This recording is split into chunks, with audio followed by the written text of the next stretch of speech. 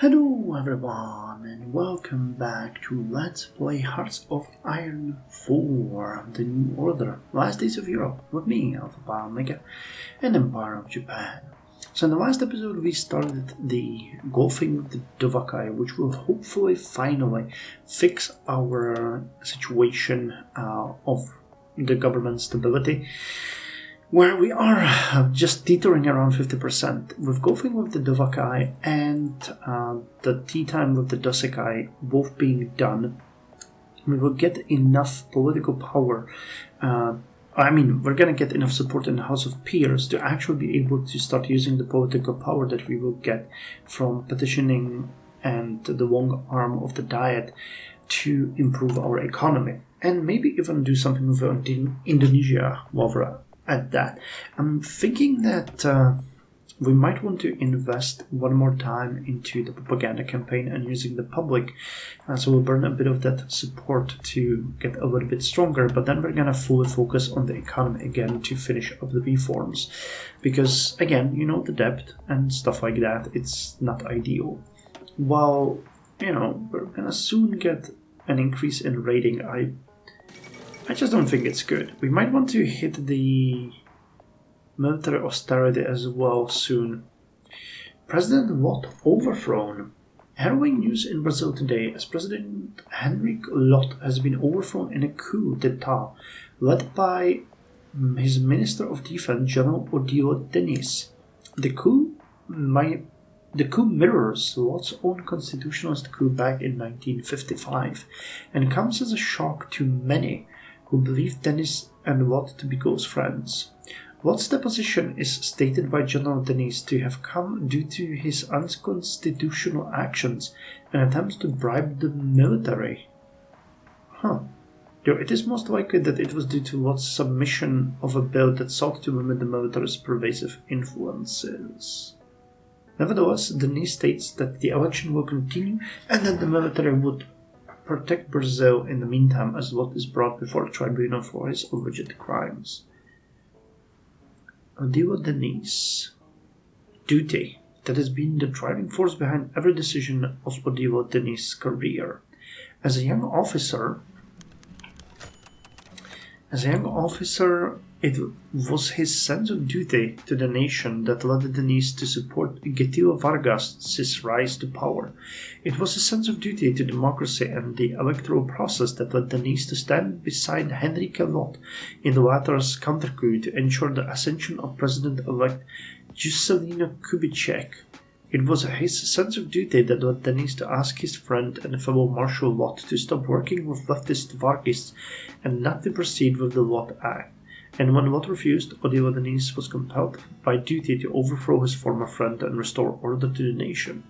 The plot against Lott has now succeeded, and now Diniz rules as president, backed by much of the military and the conservative political parties. Marshal Diniz is still committed to democracy and elections have been scheduled to happen soon. Diniz hopes that a candidate from the aligned right-wing party will succeed him, but the growing sympathy among the people in the wake of his coup may put a stop to Diniz's plan. Interesting. They actually do have a national focus tree. Continue the election. Back the bull. Kill the bull. No, kill the bill. Back the bull and kill the bill. And stuff the ballot boxes. Interesting. Well, okay, an audience with a forsaken man. The streets of Jakarta were still with an uneasy, fearful calm as the Japanese motorcade drove past multiple checkpoints on the way to the presidential palace. Even with an official Japanese delegation on the streets, the soldiers were taking no chances, painstakingly checking every document while dogs sniffed underneath every car for explosives. Sukarno had never been a man generous with his trust, but this?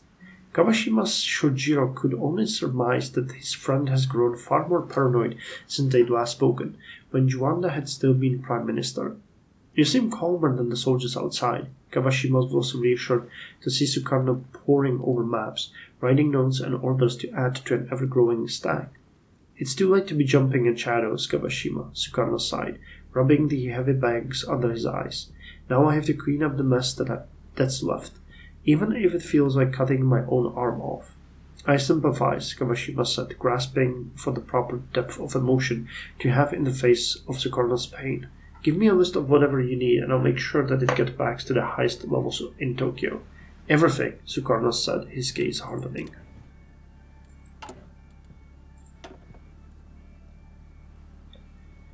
Okay, escalation is going up, which is not great.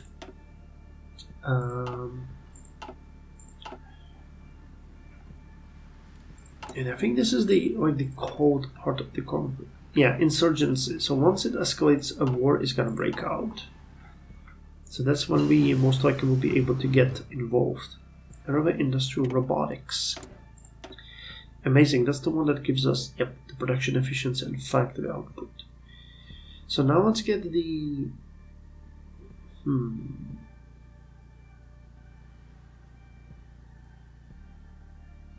Okay, let's get the social building construction too.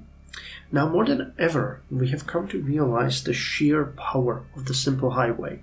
It yields great cultural power as well as economic, and as more and more of our nation's people gain access to personal vehicles, we desperately need an expansion of our nascent infrastructure. By using new innovations in the fields of construction and civil engineering, we have the ability to create a strong national network of infrastructure, turning our nation into a single cooperative machine. So max buildings in state increased by 5%, free repair by 10%, civilian factory steel consumption however increased by 1%, but construction speed of infrastructure, dockyards, refinery, fuel silos, thermal electric plant, nuclear reactors, schools, admin offices, and hospitals all increased by 5%. Well, that's not bad. It's actually pretty good when you think about it. So go thing with the Dovekai is closing. If it bumps us above 45.5, and I think it gives us also a little bit of... No, it doesn't, okay. But we can then launch one more propaganda campaign and consider our government stable, I think. And in 5 months will be fine. So then we'll be able to start working on the GDP, which desperately needs our touch, because this is just sad. This is just sad, guys. It's sad and sadder.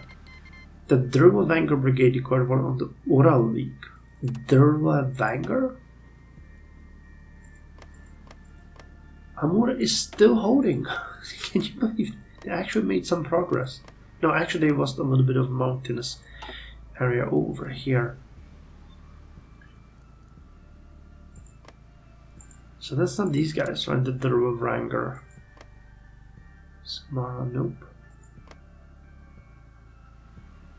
Arische Bunderschaft. Oh, here, the Dirlewanger Brigade. Oskar Dirlewanger. Oskar Dirlewanger, the Bandit King, is perhaps the single most hated and feared man in southern Russia.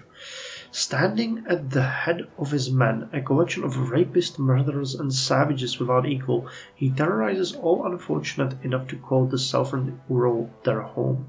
A lifetime criminal opportunist, Dirlewanger was imprisoned in 1944 for the rape of an underage girl and escaped only this and other later convictions through political connections and, in 1939, by his volunteering for service in the Waffen-SS.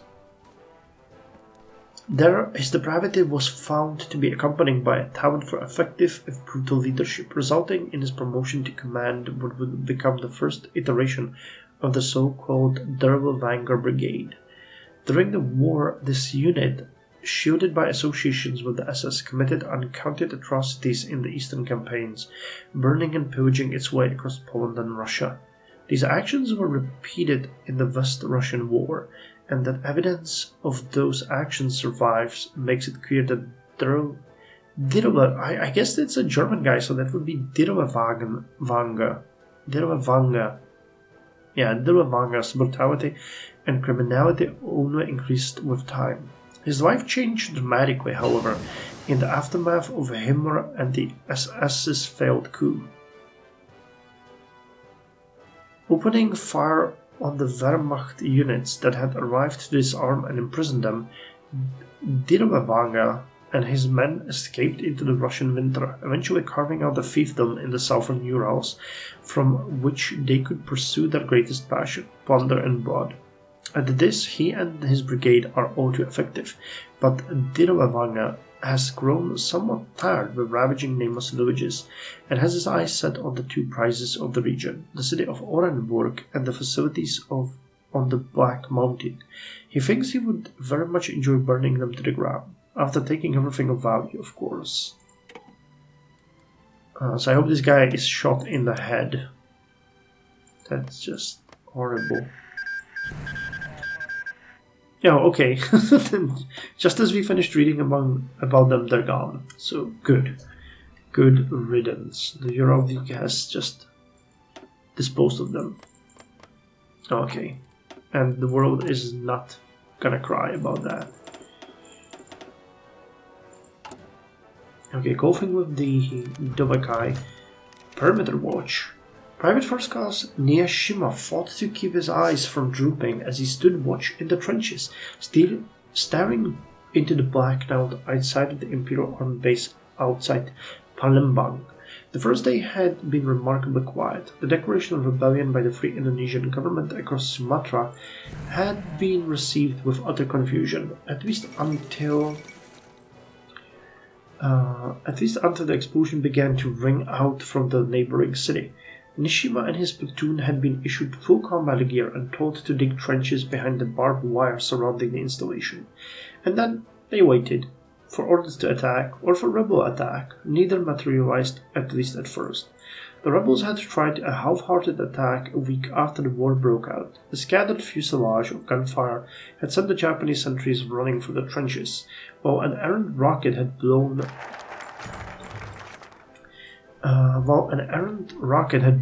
one of the guard towers to splinters. Niyashima and his compatriots had fired back in a more disciplined fashion, pinning the rebels down while one of the garrison's tanks blew their cover apart, forcing a retreat. That had been 2 weeks ago, and there was no sign of when the next rotation would be. Every so often, a crack would remind him of the consequences of a wavering attention, sometimes followed by the cry of an unlucky soldier picked off by a rebel sniper. No officers came by now to keep him awake, so if Nishijima didn't want to come to find his throat slit, he'd have to do the hard work of staying awake by himself. There would be no rest tonight, and tomorrow, and the day after that, as long as Nishijima's orders were to hold until relief, without any clearance to advance and secure some breathing room. Nobody in the frontier installation would be getting any rest. The Eternal Watch continues. Okay, so that actually gave us an extra political power and increases our faction power. Cool. Nice! Finally, government stability is now 65%. We're golden. So golfing with the Dovakai. 4. The sun beams down on the Fuji golf course, frequently patronized by businesses and political elites. The course is privy to the indiscretions and politicking of the upper crust of Japanese politics. And today is no different. Ikeda Masanosuke has brought along some of the most influential nobles within the Dovakai, ostensibly a mere game of golf, but nobody is deceived. Ikeda is here to play politics. Excellent, Ikeda. So, now that you've become top dog, what's gonna change? How are you different from that fool Ino? Well, it's rather easy actually. I see the value of the pre-war conservatives as much as you gentlemen do, and Ikeda's first swing barrel missed the hole, but it's close enough for him to sink it in. Where was I? Oh right, fiscal responsibility and running a queenship. Doesn't sound like much, but it's an essential first step. Ikeda, if I can be frank, Ino's indiscretions don't bother us that much. Our concerns lie mostly with his ideal of conservatism. All that we're asking is that you uphold the ideals of the Min Seita, and to hell with the Seiyukai's ideals. Ikeda knows the foolishness and how badly out of touch these old nobles were. Japanese conservatism has evolved beyond the Min Seita and the Seiyukai, even under the shadow of the Yokusankai. However, he knows that he has to play to their but basal natures, and so he holds his tongue. You can trust that I can reign in Hatoyama and his Seiyukai remnants, says Ikeda as he sinks the ball into the hole. Okay. So we now have 177 conservatives. I'm gonna go and launch another propaganda campaign. And with that said, we are done for now with the support of our government. So next we're gonna go and... So do you want the tea time with Dosekai? Or do we want to petition? Let's go for petitioning their stamp of... Actually, no, we need the... No, yeah, let's go for that one. 50 political power is gonna be good. There's one thing above all that only the peers can offer, the stamp of appeal. By virtue of this seal, a proposal can be passed on to the Privy Council, which is the only organ constitutionally enabled to review the Japanese constitution. Any large-scale political maneuvering will require an ability to petition the council, and every measure will be taken to ensure we can do so. So we get political power 50 and administrative efficiency will begin to slowly improve, which is also what we want. We want the administrative efficiency to go up as fast as possible. And then, yeah, we need to start dropping the poverty rate. The Lot Act passes. That's unexpected. When he assumed the presidency, Henry Teixeira Lot vowed to ensure the Brazilian democracy would never have to live in fear of the military ever again. Today he has achieved just that. Despite fierce resistance from the hardliner faction of the military and an attempted coup by the Air Force, the retired marshal has come out on top yet again with the passage of his bill in the Senate, even though he was removed and tried for that. With the signing of the Lot Act, the military influence in politics is significantly limited. Widespread celebrations have taken over the streets of Rio as the people hailed the bill as the beginning of a genuinely free Brazil. While optimism spreads through the country, not all are happy. Anonymous sources claim that the bill is nothing more than a useless piece of toilet paper, and that the military will still be around to ensure Brazil is stable and free from all the dangers of populism. So he couped the nation, took over it, and yet he still failed to stop them from doing that. Interesting. Okay, we need to become a spy master as well eventually.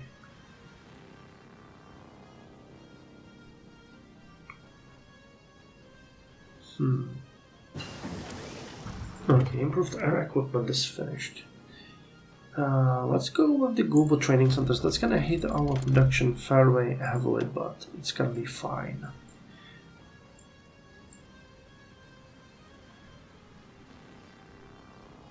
Okay, these are... Okay, let's go with improved motorized equipment. I want to start producing more modern stuff. Increase supply range and lower truck attrition. Specially designed vehicles geared specifically for military usage. These vehicles feature a host of design choices based on the lessons learned from recent wars, along with compatibility tweaks for use with other military equipment. So they get a 2.5 extra breakthrough, 4 extra kilometers of speed. They use a little bit more fuel, but have a 5% more hardness, same reliability, and they get extra 5 armor, which we didn't have, which is actually a really kind of useful. Okay, so with the government, in my opinion, now stable enough, what we will do next is we're gonna take the opportunity to start improving the economy. I want to take this one first. That increases GDP growth and inflation, but it's overall a 0.2 increase in our economy output and increases the effectiveness of minimum wage and increases our poverty, or decreases our poverty rate, and that's what we need to do. Because it's getting... I mean, we're draining our resources by paying those people who are, you know, suffering from poverty. So it would be a good idea to not do that.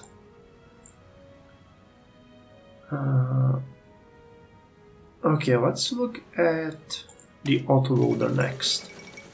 Mechanical loading assistance systems made to remove the need for a loader within the tank, so extra defense and breakthrough. Military coup in Cambodia. The situation in Cambodia has forcefully escalated today, as Lon Nui and his allies in the military have stepped up to seize control of the country.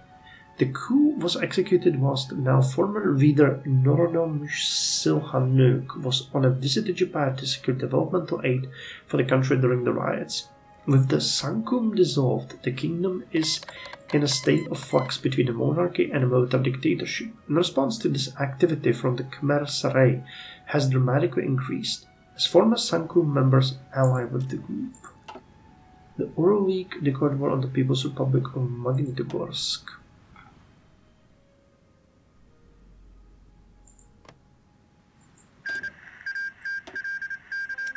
Oh, these guys are screwed. So they have a lot of factories. Ejército Oriental Boliviano has defeated the Union Boliviana in war. So the revolution is successful. Aristocratic conservatism, party ideology, despotism. Hakkō Banzai. Oh, Brazil actually has a sphere. I had no idea. So Bolivia is part of that.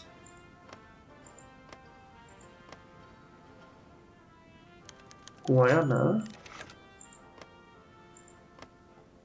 And that's about it. Anyone else? Argentina? Paraguay? Uruguay? No, just those three. So Bolivia, Brazil, and that's that. Peru? Nope. Colombia, Venezuela, nope. So we captured an American operative. Mike KS has been caught attempting to infiltrate our administration and leak secret information back to his superiors. Upon interrogation, he revealed himself to be a foreign asset of the Central Intelligence Agency operating on Japanese soil. It is yet unknown what the exact nature of the American interest in our nation is, or what has been exposed yet. With him imprisoned and awaiting further interrogation, we can only hope that eventually he will reveal all there is to know of American operations in Japan. So we finished petitioning for the seal of approval. The stakes are high. Okay, now we get 81 political power. So let us go with the minimum wage reform. And let's look at the conflict over here. So the escalation is continuing. Is there anything that we can do that would really be good? Renegotiate nationalized assets. So that would increase our GDP by 0.2 billion, but I don't think that's even a good idea, honestly. Deploy special mission. Protect Japanese installations. Aerial enablement. I don't think anything of this is really like good or worth the power that we will spend.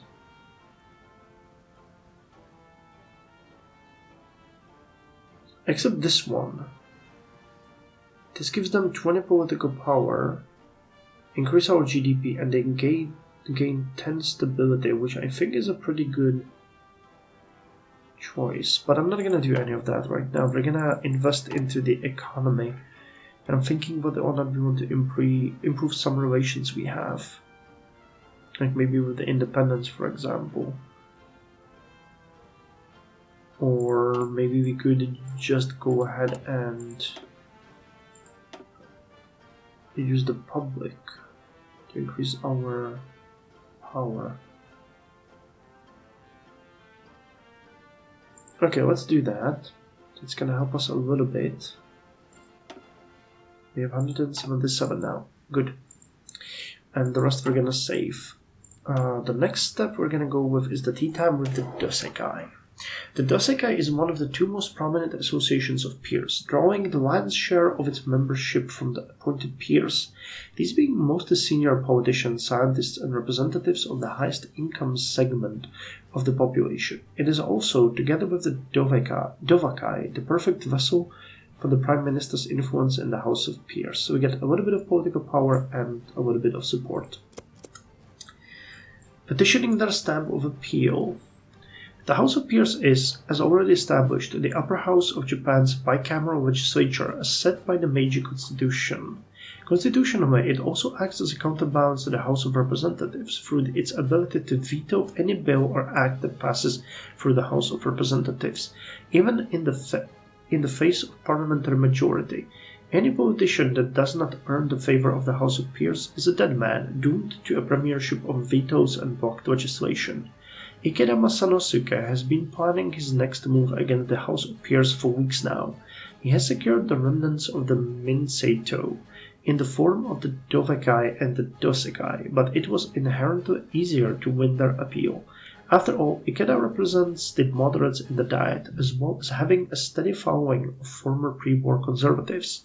Now that he has a foothold in the House of Peers, he is ready to go above and beyond. The next move would be petitioning for the House of Peers stamp of appeal. An incredibly powerful tool in Japanese politics, it can only be bestowed by the House of Peers, for the obvious reason of it being able to grant access to the Privy Council, the only body able to revise the Japanese constitution and give political counsel to the tenno himself. Ikeda knows that this requires more than mere dinners and golf outings. He needs a plan, and a thorough one at that. If those plans could be drafted as soon as possible, he has the necessary momentum. Factionalism is on his side. He has a majority in the Diet, as well as having a reputation for being a moderate. Only time will tell if he is able to actually win the nobles over, or perish. The stakes get higher. Ethiopia defeated the Oromo Liberation Front. What is hell? Okay, so Ethiopia has grown. Led by Abebe Arekai.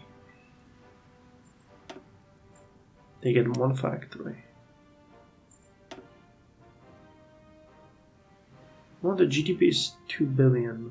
And they have a little bit of a GDP growth, so at least that's good for them. Okay. So foreign policy decisions. Yeah, I don't think these ones are that useful for us right now. We need to focus a bit more on ourselves. Now, what's gonna be the next thing that we're gonna do? GDP growth increases. GDP growth increases. Is there anything that would help with the poverty rate? This one. That decreases income taxes.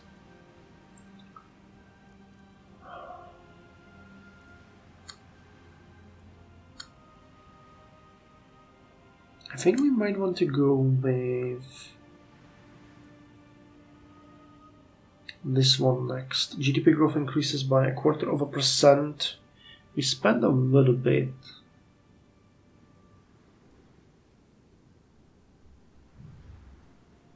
Or we could go with this one, because we could lower the investments. Global trading upgraded. Liberals elected in Paraguay. The first election in Paraguay in decades has concluded with the liberal candidate José Felix Estigarribia as the clear victor. As an immensely popular hero of the Chaco War, Estigarribia was able to survive for decades as a marshal in Morínigo's army despite his known ties to the Liberal Party. Now the elderly Estigarribia promises Paraguay a future of liberalization, economic development, modernization and normalization of international ties. With the enthusiastic support of the landowners and urban middle class, he seeks to turn Paraguay away from the rabid nationalism which has ruled it since 1936, back to the era of individual rights which came before. Democracy in Paraguay, is such a thing possible? And we finished the resource extraction 3. So the last but not least is the military building construction 2, which gives us factory output of 15%. As the pace of innovation grows faster, so too must we race to update and adapt to these new developments. Forts must be strengthened and made to hide. Radar stations must be fortified and retrofitted with new equipment. Anti-air must have longer and longer ranges and be able to withstand outside attack. Such is the nature of the day and age, where the pace of development increases every day. Okay, tea time with Dosekai, and now we can go with the long arm of the Diet, which will increase our faction power and gives us political power 25. For all the power accrued over the years by Tojo and other authoritarian prime ministers, the Diet is still the center of Japanese politics. Its members are very well connected and wield considerable influence over the public, and the secret maneuvering of its many committees and subgroups have led this institution to accumulate powers far beyond its constitutional role. It would be a good idea to finally try and make this network of influences into an actual policy tool. Okay, and then we get the bicameral cooperation. So we're gonna end this episode by reading this. When will we? 10 days. Okay. The tea time with Dosekai. The front porch of the Kantoku-tei was neatly covered by a line of black Toyota limousines, the distinct mark of government officials. Tonight the tea house is at peak capacity and Ikeda Masanosuke is the man of the night. While there may be suspicions that Ikeda is trying his hand at House of Peers politicking, Ikeda is ostensibly holding this meeting to formalize his appointment as Prime Minister, at least within the House of Peers. Gentlemen, I would like to congratulate our new Prime Minister, Ikeda, upon his inauguration, to the prosperity of his administration and to the prosperity of Japan. All smiles and raised tea glasses across the room, followed by the applause of the nobles. Even though he's seated like everybody else, the ambience beckons Ikeda to step up onto the metaphorical podium. This is his chance. Fix Ino's fuck-ups and impress the nobles.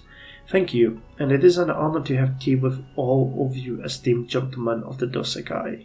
Doseikai. It's a shame that the previous administration left us in such a dire situation. I trust that I will be able to carry the torch of our elders. The legacy of the Minseito will not be tarnished. Moving forth, I seek to have a cordial understanding of my cabinet's interests and the Dosekai's. I also seek for us to move forward to gather into an era of prosperity and business, free from corruption. Shit. What did Hatoyama say? Never cajole or pressure the nobles. That doesn't matter now. Ikeda has a split second, one that will determine whether the Doiseikai will support him or leave him to the dogs. Ikeda's slight fear turns into a jubilant smile as the nobles lay down their glasses for a round of applause. The backing is set.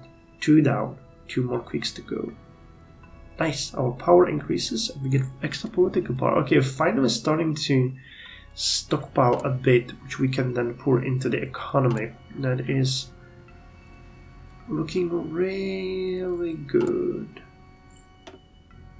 So we get 56% in support in House of Peers, 45.5 public, government stability 65. We get 181 people in the Conservatives. Do we want to launch another propaganda campaign? That would 100% solidify our situation. Or I might just use the public to get more. No, let's chill for now. We're doing good. Let's not go overboard. Anyway, thank you very much for joining me. I'm starting to feel a little bit better about our situation in the parliament. Lessons learned from the fail of Kaya, and with the minimum wage reform happening, we can then start to look into, well, maybe even things like reduced military spending, because I can definitely. Do we want to go with military austerity? We might want to do that one. Military austerity would be good. We could also lower the spending, which will also lower the deficit, so then we won't need that much of a growth of GDP. And when are you? In 3 months. Okay, so that's gonna super improve our situation and we'll at least get to an economic stagnation. Good, good, good. Then there's just the question of Indonesia.